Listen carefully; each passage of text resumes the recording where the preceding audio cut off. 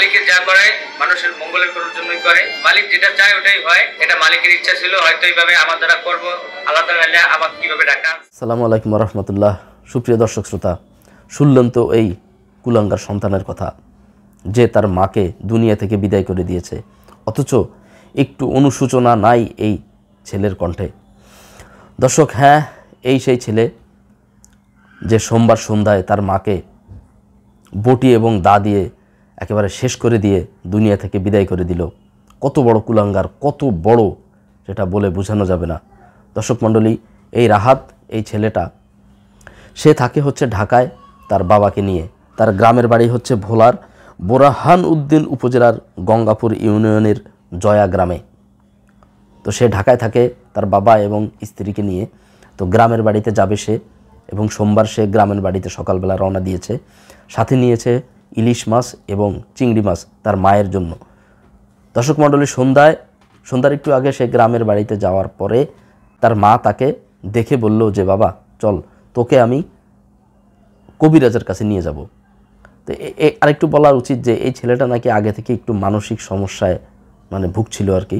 তো তার মা তাকে বলেছিল যে চল, তোকে কবিরাজের কাছে নিয়ে যাব, কিন্তু ছেলেটা রাজি হয় নাই। মা তো মাই, ছেলের ভালোর জন্য সে কবিরাজের কাছে নিয়ে যাওয়ার জন্য ধস্তাধস্তি করে, জোর করে। কিন্তু ছেলে এক পর্যায়ে ধস্তাধস্তি এবং কথা কাটাকাটির মাঝে এই রান্নাঘর থেকে বটি এবং দা নিয়ে পাথাড়িভাবে তাকে আঘাত করে। তো আঘাত করার এক পর্যায়ে তার মা দুনিয়া থেকে বিদায় হয়ে যায়। তার পাশের বাড়ির আরেকজন তাকে থামাতে এলে তাকেও সে জখম করে। দর্শক মণ্ডলী, এই হচ্ছে ঘটনা। তো এই কি হচ্ছে দর্শক, আমরা মনে করেন যে তো কী হচ্ছে দর্শক, এই সমস্ত ঘটনা ঘটেই যাচ্ছে। কিসের কারণে সন্তান পিতা মাতাকে এইভাবে শেষ করে দিচ্ছে, এটা মনে করেন যে আর বলে বোঝানো যাবে না। দর্শক মণ্ডলী, তো আমরা খুবই মর্মাহত এবং খুবই দুঃখিত যে এমন একটা ঘটনার জন্য।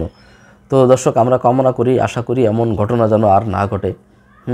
তো এই যদি কোনো সন্তানের যদি মানসিক সমস্যা থাকে, তাকে অবশ্যই মানসিক চিকিৎসা দিতে হবে। তাকে জোরপূর্বক কিছু করানো যাবে না। যদি সে মানসিকভাবে সে অসুস্থ থাকে, তাকে জোর করা যাবে না, তাকে চিকিৎসা করতে হবে। তবে এই ছেলে কতটা মানসিক বিপর্যস্ত আর কতটা কি, তার কথাই কিন্তু বোঝা যাচ্ছে না।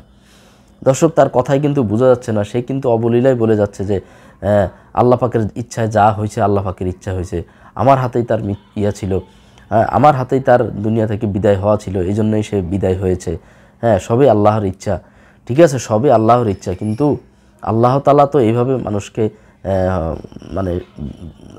দুনিয়া থেকে শেষ করে দেওয়ার কথা বলে নাই। হ্যাঁ, এগুলার অনেক বিষয় আছে দর্শক মণ্ডলী। তবে এইটা আমরা কখনো কামনা করি না, এটা যেন কখনো না হয়।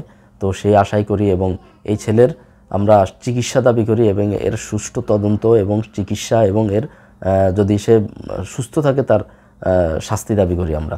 তো দর্শক, ভিডিওটি বেশি বেশি করে শেয়ার করে দিবেন, যাতে এমন ঘটনা আর না ঘটে, সেজন্য আমরা জোর দাবি জানাচ্ছি, এবং সবাই যেন সচেতন হয়। ভিডিওটি বেশি বেশি শেয়ার করে দেবেন মানুষকে জানানোর জন্য যে এরকম ঘটনা আর যেন না ঘটে। তো আসসালামু আলাইকুম ওয়া রাহমাতুল্লাহি ওয়া বারাকাতুহু।